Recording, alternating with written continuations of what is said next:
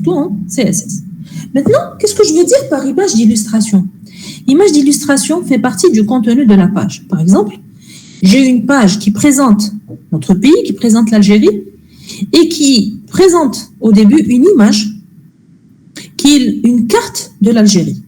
Est-ce que cette image-là est décorative? Elle n'est pas décorative. C'est une image illustrative. Elle fait partie intégrante du contenu de notre page.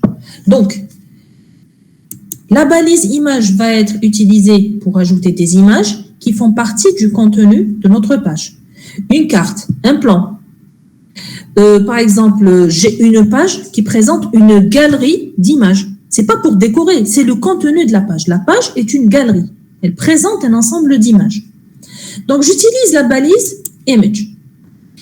Elle a deux attributs essentiels. SRC, c'est la source, et donc c'est l'URL de l'image.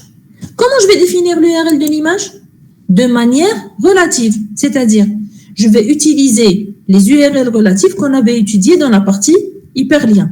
C'est valable pour les liens de navigation, c'est valable aussi pour les images. Et si la page n'arrive pas à s'afficher, j'ajoute Alt, qui est un contenu alternatif. Par exemple, si votre page est longue à charger ou qu'il y a un problème réseau, je ne sais pas si vous avez déjà vu ça, mais des fois,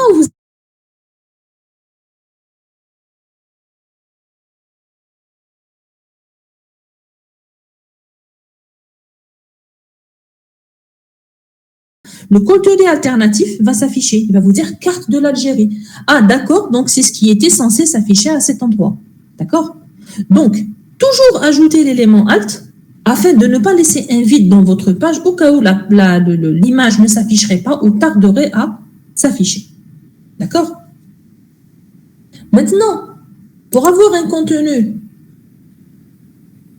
c'est un exemple.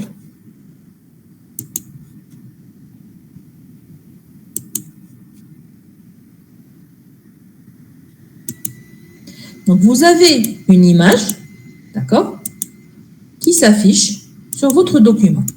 Quelle est la balise qui a permis de l'obtenir? C'est la balise image. D'accord?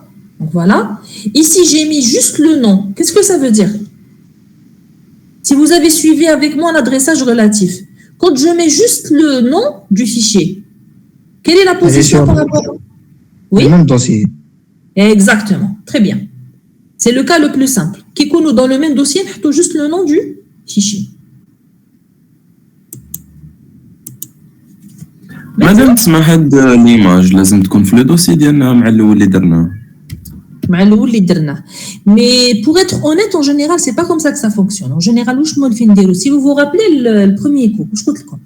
On met un dossier et à l'intérieur, on met plusieurs sous-dossiers. Chaque sous-dossier a une spécialité. Les fichiers seront dans le dossier Files, les images seront dans le dossier Image, les styles dans le dossier Styles, etc.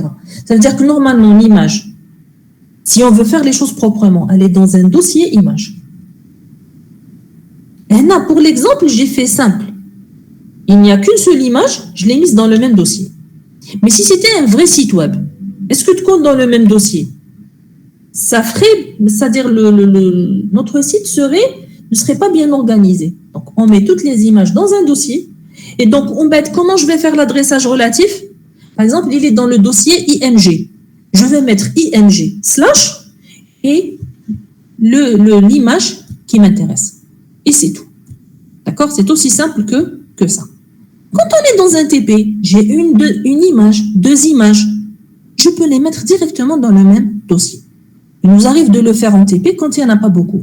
Si j'ai une centaine d'images, je me vois mal les mettre toutes dans le même dossier. Maintenant, on peut faire mieux. Je préfère, quand j'ai une image, savoir de quoi il s'agit et donc avoir une légende. Et dans ce cas-là, je vais intégrer l'image dans un élément HTML qui s'appelle l'élément figure. Figure, c'est quoi? C'est une image avec la légende associée. C'est comme vous faites par exemple sous Word, figure 1, figure 2, etc. Bien sûr, la seule différence, que ce n'est pas lui qui numérote les figures, c'est à vous de le faire. D'accord? Donc ici, qu'est-ce que j'ai? J'ai l'élément image comme tout à l'heure, et j'ai une légende qui est fig caption, et je mets tout ça dans l'élément figure. D'accord? Voici l'exemple de tout à l'heure, mais avec la légende. Il faut dire que c'est mieux. D'accord? Vous avez l'image, vous avez aussi la légende correspondante. Ça fait plus professionnel, ça fait plus précis, ça fait plus clair. D'accord? Alors, j'ai fermé avant de montrer l'exemple de code source.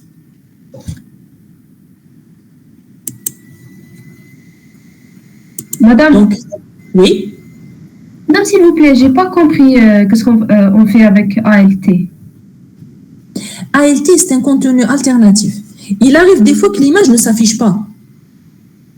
Est-ce qu'il vous est arrivé de connaître sur un site où l'image ne se charge pas? Qu'est-ce que vous avez à la place? Il y a un vide ou là, des fois, une petite croix rouge.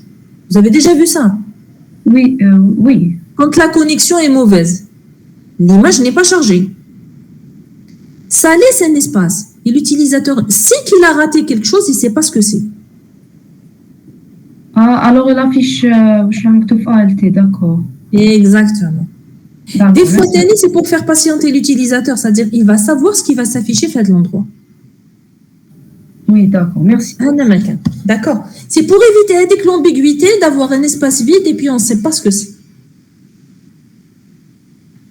Alors voilà ce que donc le code source de l'exemple. Donc l'élément figure contient une image avec une légende associée à cette image, avec l'élément bien sûr fig caption. D'accord? C'est tout.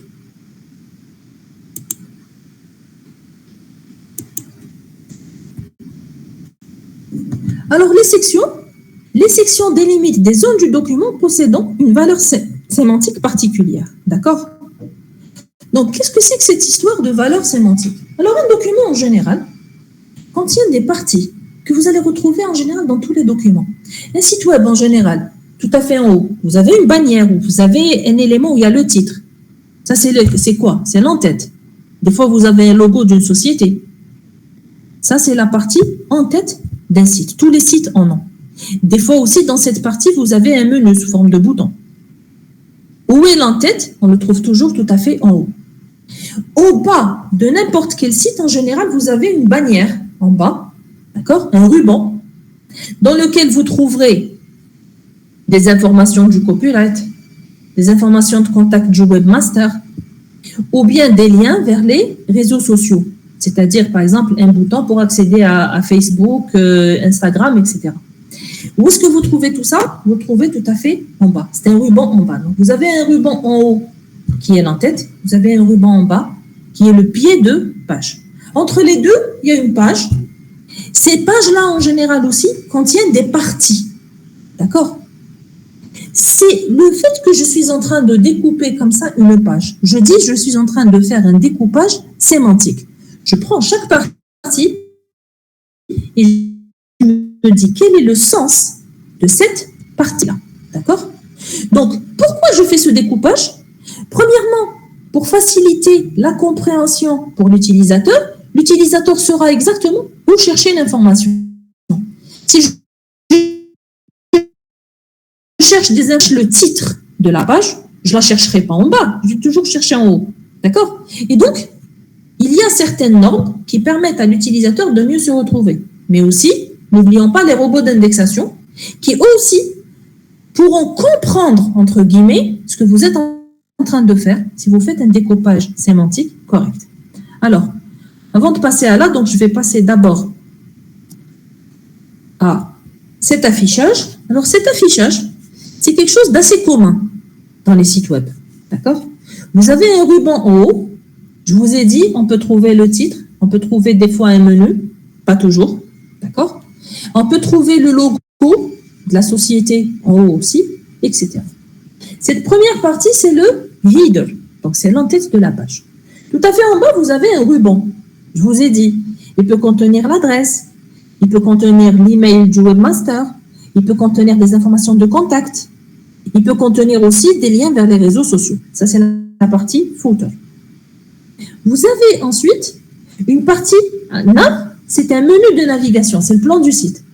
Soit vous l'aurez sous forme de barre à la verticale sur la gauche, soit vous l'aurez sous forme de bouton dans le ruban en haut, dans l'en-tête. Au milieu, vous avez le contenu à proprement parler de votre page. Soit il est en une seule partie, soit il est en plusieurs parties. Donc, ce que je suis en train de présenter là, c'est une structure générale que vous trouverez sur la plupart des sites web. Chaque partie, en réalité, a un sens particulier. D'accord? Quand on cherche une information, on sait exactement où aller la chercher. Et ces éléments-là ont été normalisés en HTML à partir de la version 5 de cette manière-là. Si j'ai une page, comment la structurer? L'entête et le bandeau de titre de page, logo, etc. seront dans un élément qu'on appellera header. Et vous avez vu qu'à chaque fois que j'utilise quelque chose en HTML, ça veut dire qu'il y a son équivalent sous forme de balise. Donc, il y aura une balise qui s'appelle header. Ensuite, le pied de la page qui contient le copyright, les logos, les liens, des informations légales, les liens vers les réseaux sociaux, etc. Ça, c'est quoi? C'est un élément qui s'appelle l'élément footer. Il y a toujours une partie de navigation qui me permet de me déplacer dans mon site. Je vous ai dit, soit vous allez la trouver verticalement sur la gauche, soit vous allez la trouver en haut sous forme de bouton. C'est le plan de votre site, sous forme d'onglet, ça dépend des cas. Cette partie-là qui permet la navigation s'appelle nav, nav pour navigation. Vous avez aussi une partie qui contient l'information à proprement parler de la page. Ce n'est pas des titres, c'est pas des... D'accord? C'est le contenu à proprement parler de la page. Où est-ce que vous allez le trouver? En général, on le trouve bien au milieu. Soit il est en un bloc, soit il est découpé en plusieurs parties. Cet élément-là, c'est la partie main, c'est-à-dire c'est le contenu principal de la page. Ce contenu-là peut être décomposé en plusieurs parties. Si vous avez des parties qui sont liées entre elles, par exemple, je présente un livre avec chapitre 1, chapitre 2, chapitre 3. Je présente un cours avec cours 1, cours 2, cours 3. Les cours se suivent. Il y a un lien entre eux. Et dans ce cas-là, j'utiliserai un élément qui s'appelle section. Maintenant, si je suis en train de présenter, par exemple, des rubriques dans un article de presse, d'accord? Donc, est-ce que dans un journal, les articles sont forcément liés? Est-ce que je suis obligée de lire le premier article pour comprendre le deuxième? Non. Les articles sont indépendants. Dans ce cas-là, si vous avez des informations qui sont indépendantes, vous utiliserez la balise article. Donc, vous l'aurez compris, je prends le contenu de la page. En fonction du sens ou de l'utilité de chaque partie, je la mets dans un élément HTML spécifique. Quels sont ces éléments qui permettent de le faire? On va les voir dans ce tableau. D'accord? Les éléments que je vais présenter ici s'appellent les sections sémantiques ou bien les balises sémantiques.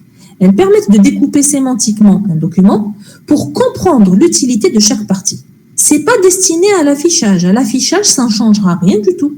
Mais ça donne plus de sens à votre contenu, que ce soit pour l'utilisateur ou pour les robots d'indexation qui vont parcourir votre document. Premier élément, c'est section. C'est une section générique qui porte sur une même thématique. Je vous avais donné l'exemple, plusieurs chapitres d'un livre, plusieurs cours, par exemple, qui se suivent, cours 1, cours 2, cours 3, etc. Nous avons aussi l'élément article. C'est une section autosuffisante qui peut être comprise indépendamment du reste. L'exemple le plus intéressant ici, c'est quoi? C'est un article de presse. Je peux lire l'article qui m'intéresse sans lire le reste de la page ou le reste du journal. Et je peux le comprendre de manière autonome. Nav regroupe des liens de navigation. C'est le plan du site. D'accord? Donc, dans chaque site, vous avez la page d'accueil qui vous renvoie vers les autres pages. Mais dans chaque page, vous avez la possibilité de vous retrouver, de vous orienter dans le site en ayant toujours sous les yeux un plan du site. Ce plan du site est dans une balise particulière qui est nav. Donc, la balise nav, elle est destinée à recevoir uniquement des liens, rien d'autre. Ensuite, nous avons un élément qui est par exemple le site. C'est une section dont le contenu est facultatif, séparé du reste. Qu'est-ce qu'on peut avoir dedans? Des informations complémentaires, une bannière publicitaire. Vous trouverez ça en général à la verticale, sur le côté droit. D'accord? Vous avez H-Group, permet de regrouper plusieurs titres. Alors, des fois, vous n'avez pas un seul titre, vous avez des groupes de titres. Par exemple, vous avez grand 1, petit 1. Ça, c'est quoi? C'est deux titres. Ces deux titres-là sont dans l'élément H group. C'est pour dire, ça, c'est pas un contenu, ce sont des titres.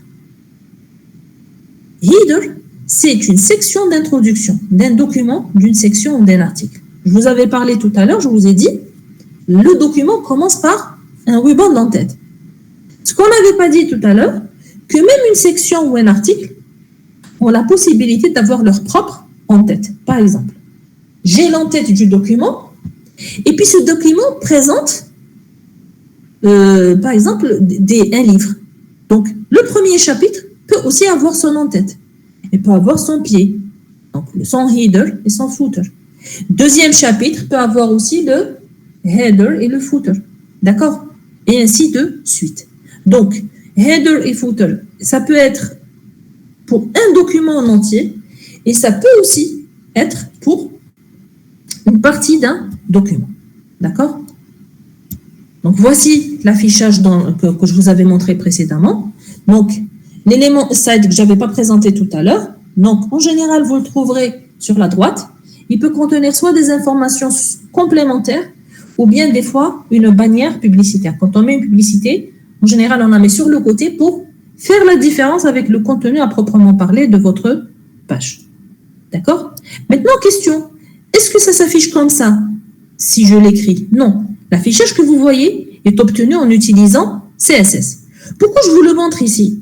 C'est pour vous dire où est positionnée chaque partie sémantique du document. Le header en haut, le footer en bas, le main toujours au milieu, le nav soit sur la gauche, soit en haut, etc. D'accord? Mais pour obtenir cet affichage, je répète, il faut utiliser conjointement à HTML une feuille de style associée.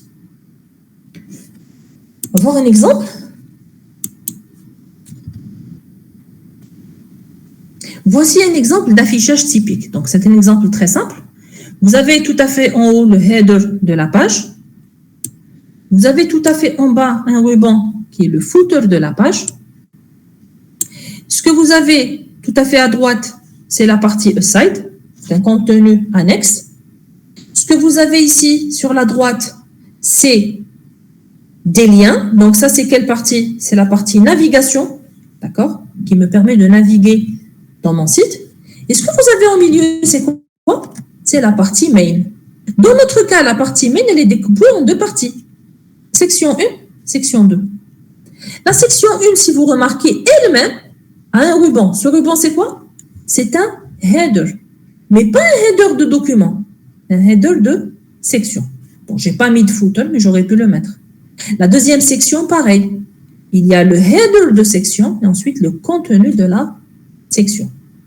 Je vous ai dit, cet affichage n'est pas obtenu directement. C'est grâce à CSS.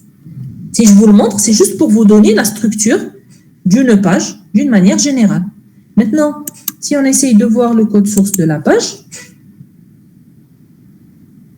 alors je vous avais bien dit qu'on utilise CSS. Donc CSS, je ne vais pas m'attarder dessus, on va le faire ensuite.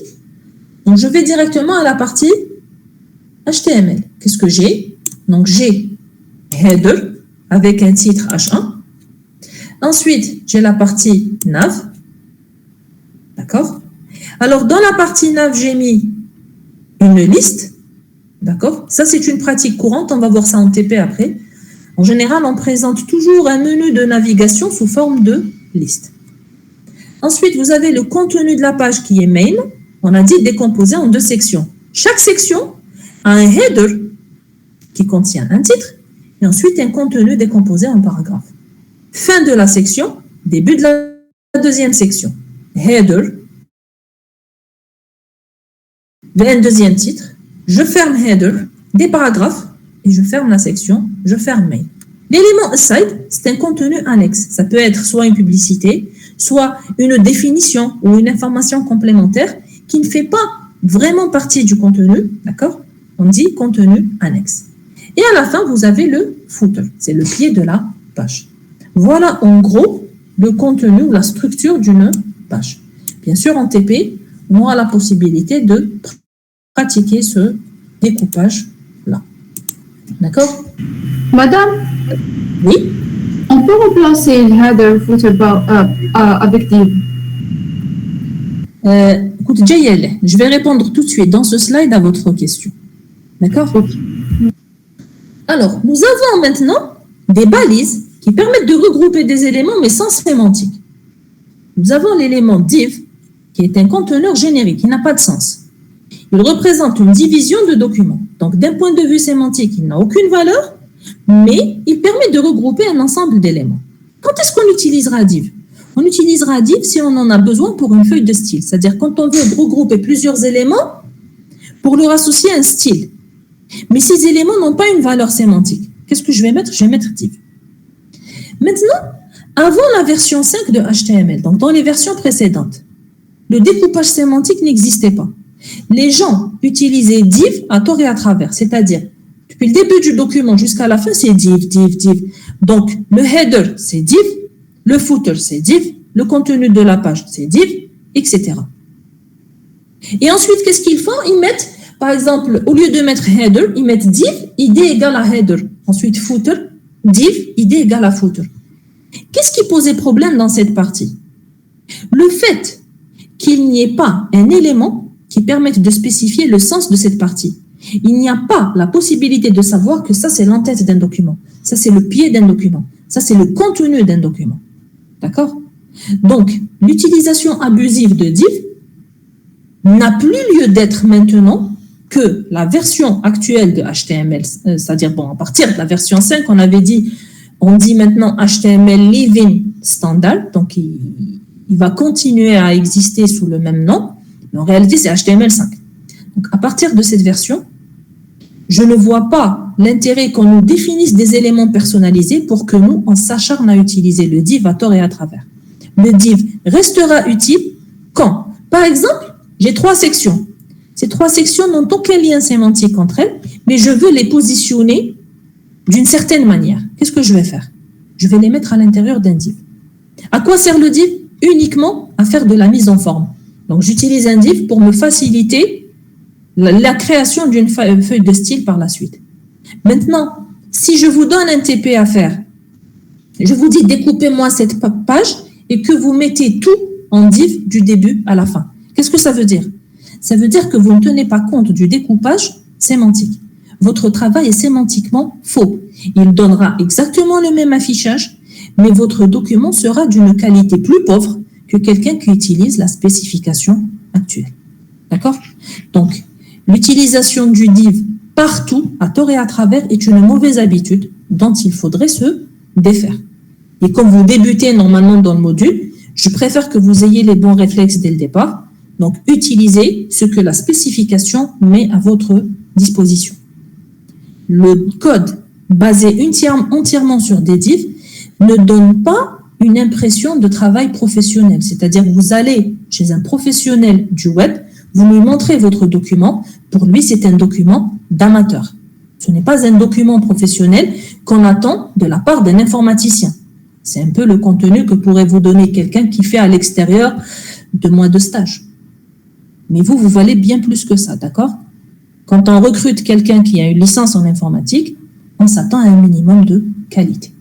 Donc, tout ça pour vous dire, n'utilisez pas le div de manière abusive. Est-ce que c'est clair? Oui. Très bien. Alors maintenant, qu'est-ce qu'il y a aussi? Il y a un autre élément qui est l'équivalent du div, mais sur une seule ligne. C'est l'élément span. Span aussi n'a pas de sémantique particulière. Mais on l'utilisera quand j'ai une partie sous forme de ligne, d'accord, qui n'a pas de sens particulier, mais que j'ai besoin de délimiter, par exemple, pour lui donner un style spécial dans les feuilles de style. Qu'est-ce que je fais? Dans la partie HTML, je mets la partie que je veux styler dans un span. La phrase qui m'intéresse, je la mets dans un span. Et quand on va arriver à CSS, on va voir comment utiliser CSS pour mettre en forme cette partie particulière. Donc, pour résumer un petit peu, vous prenez un document, il faut le découper de telle façon à ce que la personne qui va voir votre code source, tout comme le robot d'indexation qui va le parcourir, puisse, entre guillemets, comprendre ce que vous êtes en train de faire. Où est l'entête du document? Où est le corps à proprement parler de votre document? Où est le footer, etc. Alors, j'ai oublié aussi de vous dire une chose. Alors, le main, c'est le contenu principal de la page. Et en général, il est propre à une page en particulier. Si vous avez remarqué, sur un site, il y a des informations qui sont dupliquées, qui se répètent. Par exemple, le plan du site, vous le trouverez partout. Le titre du site, vous le trouverez partout. Vous aurez ensuite le titre de la page, mais normalement, à n'importe quel moment, je sais sur quel site je suis. Vous avez par exemple les informations de contact qui sont dupliquées. Mais chaque page a un contenu principal. Elle est dédiée à une partie. Par exemple, si j'ai un site qui parle de programmation web, j'ai une page qui est spécialisée en HTML, une page qui est spécialisée en CSS, une page qui parle de JavaScript, etc. Ce contenu principal, c'est-à-dire la chose la plus importante que présente cette page, doit être dans la partie main. D'accord? Et là, même le robot d'indexation saura quelle est la partie qu'il faut parcourir si je veux savoir quel est le contenu de cette page en particulier. Donc, il renvoiera l'utilisateur vers la page concernée parce que vous aurez mis la bonne balise, que vous aurez mis le découpage sémantique adéquat. Alors, on a aussi un élément. Madame. Qu'est-ce qu'il faut répéter, s'il vous plaît? Je vais répéter. Madame? Madame, Oui, bien sûr. Les quelques minutes, je termine de la partie et je m'arrête. Les 2 ou 3 slides. D'accord? Donc, le span, c'est un conteneur qui nous permet d'avoir une phrase pour pouvoir lui associer un style par la suite. Par exemple, j'ai une phrase, je veux lui associer un style. Qu'est-ce que je fais? Dans le code HTML, dans un span, qui hack la partie CSS, je vais vous apprendre comment faire référence à cet élément pour lui changer son style, lui mettre une couleur, l'encadrer, etc. C'est-à-dire que le span n'a pas de sens, il n'a pas de sémantique. C'est bon? Je vous en prie. Donc, l'élément adresse, c'est un élément qui vient en général à la fin du document, dans le footer. Il sert à fournir des informations de contact applicables à un document ou à une partie de celui-ci. À quoi il sert? Par exemple, on peut personnaliser les recherches. Quand quelqu'un cherche une information de contact, le robot d'indexation peut indiquer que l'information de contact est directement dans la partie adresse. Donc, utiliser la partie adresse permet de mettre en évidence certaines informations, l'adresse ou le contact, etc. Alors, les documents HTML supportent aussi le multimédia. Donc, on peut ajouter de l'audio, des vidéos, du sous-titrage, d'accord, en utilisant directement des balises. Donc, audio, c'est pour la balise audio, vidéo, la balise vidéo, etc. Alors, je ne vais pas m'attarder dessus, mais ce que vous pouvez savoir, c'est que avant, on avait la possibilité d'ajouter du multimédia en ajoutant des plugins. Les plugins, c'est quoi? C'est une application externe, d'accord, qui met un flash à une certaine époque. Donc, on devait accéder à ce logiciel pour qu'il nous permette d'accéder à un document multimédia intégré dans notre page. À partir d'HTML5, ce n'est plus nécessaire. C'est le navigateur lui-même qui assure le rendu. Je vous demanderai juste de faire attention à une chose. Tous les formats ne sont pas forcément supportés. Pourquoi? C'est une question de licence. C'est une question de droit d'auteur sur certains, c'est-à-dire certains codecs. Donc, vérifiez, c'est une liste qui est mise à jour régulièrement. Vérifiez quels sont les codecs ou quels sont les formats qui sont supportés par les différents navigateurs, d'accord, au moment où vous voulez vous lancer dans le multimédia. C'est une information qui change beaucoup, c'est-à-dire si je vous la donne maintenant, elle sera peut-être obsolète dans une année. Et donc, c'est le seul souci qui peut se poser, c'est cette histoire de codec. Alors, je termine avec cette partie, les entités HTML. Donc, nous avons en HTML des caractères réservés. Les balises, elles sont constituées de quoi? Symbole inférieur, symbole supérieur. Et du texte au milieu. Qu'est-ce que ça veut dire? Ça veut dire que si en HTML, je veux écrire X inférieur à Y, ce symbole inférieur, pour lui, c'est quoi? C'est l'ouverture d'une balise.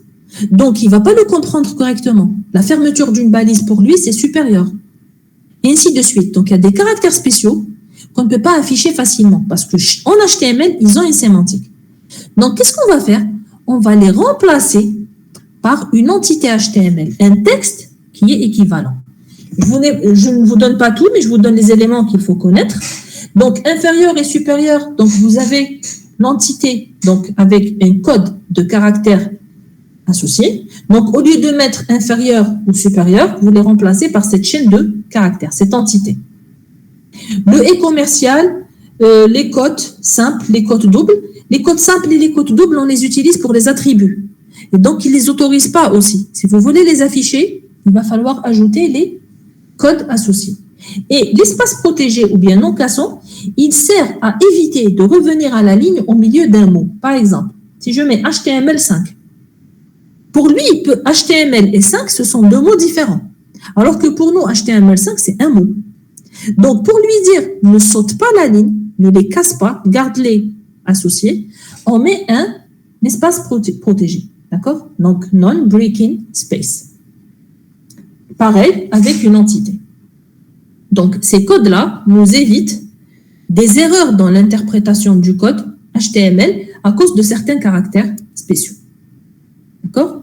Donc, je vais m'arrêter là pour aujourd'hui. Donc, la prochaine fois, on va voir les formulaires en HTML. Est-ce qu'il y a des questions? C'est bon, il n'y en a pas? Non, madame. Il a été comme 10 minutes. J'ai promis 10 minutes. Oui. On peut avoir le slide?